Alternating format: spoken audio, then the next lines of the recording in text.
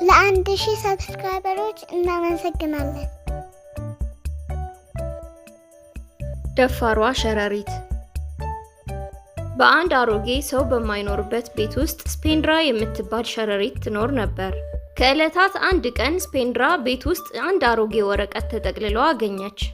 ይህ ደግሞ ምንድነው ብላ ወረቀቱን ስትገልጠው አሮጌ ካርታ ነው።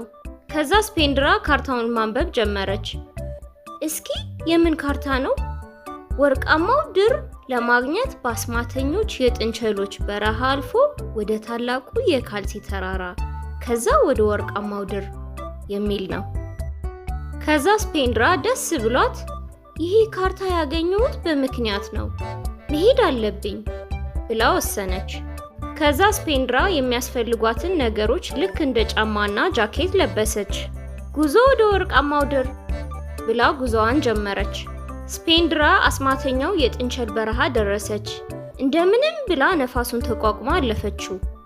ከዛ ስፔንድራ በደስታ እየዘለለች የስ አንድ ምዕራፍ አለፍኩኝ አለች። ስፔንድራ እየተጓዘች እያለ አንድ የጥጥ ፀጉር ያላት ቢራቢሮ አገኘቻት። ሰላም፣ ማርሺን እባላለሁ፣ የካልሲ ተራራ ጠባቂ ነኝ አለቻት። ስፔንድራም ደስ ብሏት ሰላም፣ እኔም ስፔንድራ እባላለሁ፣ እባክሽን በዚህ የካልሲ ተራራ እንዳልፍ ፍቀጂልኝ አለቻት። ከዛ ማርሺን በዚህ የካልሲ ተራራ የሚያልፈው እኔ የጠየኩትን ጥያቄ መለሰ ብቻ ነው አለቻት። ስፔንድራም ተስማማች።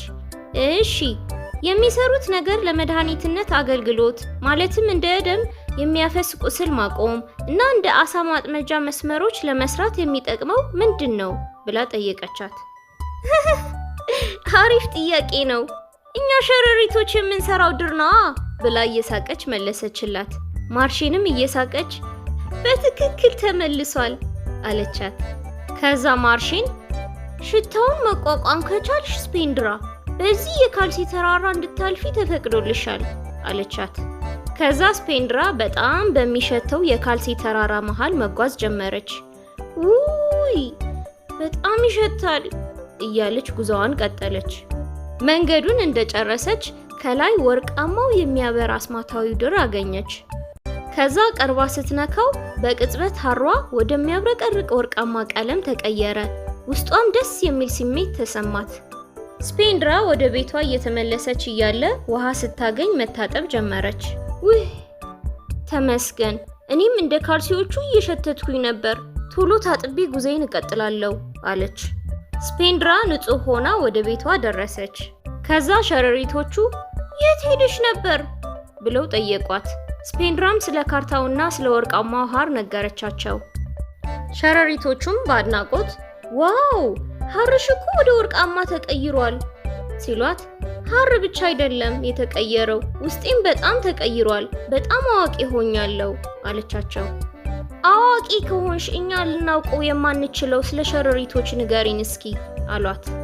ስፔንድራም እሺ ስሙኝ፣ እኛ ሸረሪቶች 160,000 የዝርያ አይነት አለን። 52,000 ዝርያ ተረጋግጦ የተገኙ ሲሆኑ የተቀሩት ደግሞ ገና ጥናት ላይ ያሉ ናቸው አለቻቸው። ኦ እውነቷን ነው፣ በጣም አዋቂ ሆናለች አሉ። ስፔንድራም ሸረሪቶቹ ከቤት መውጣት ስለሚፈሩ ነገሮችን ለማወቅና ለማየት ድፍረት እንደሚያስፈልግ ነገረቻቸው።